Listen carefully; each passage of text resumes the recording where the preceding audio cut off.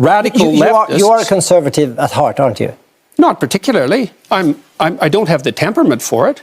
So, for example, conservative people tend to be low in trait openness, which is associated with creativity, and I'm very high in trait openness. And so, temperamentally, I'm not much of a conservative at all. And people who knew me, people who come to my house, would certainly not think that I was a conservative person. So, or if they saw the breadth of my ideas, I'm also very entrepreneurially minded, which also is not associated with conservatism.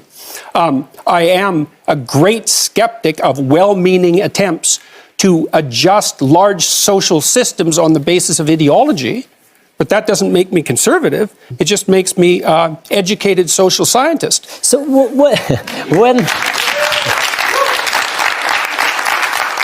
are you provoked yourself? When am I provoked myself? Oh, being called a Nazi I find somewhat provoking.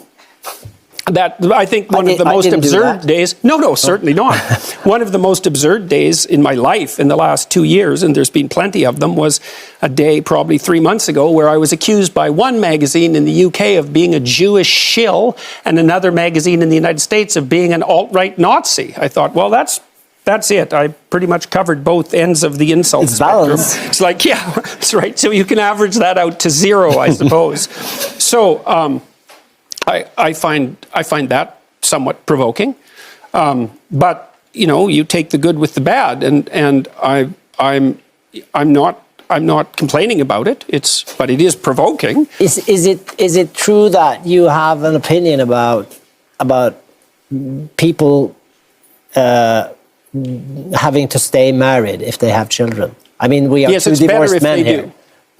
It's better if they do. It's better for the children. I think most people would agree that that's the best. But as far as I understand, you think that the laws should say that we have to stay together. Oh, it isn't obvious to me that the liberalization of the divorce laws in the 60s was for everyone's best interest. Now, exactly what that means, I'm not sure.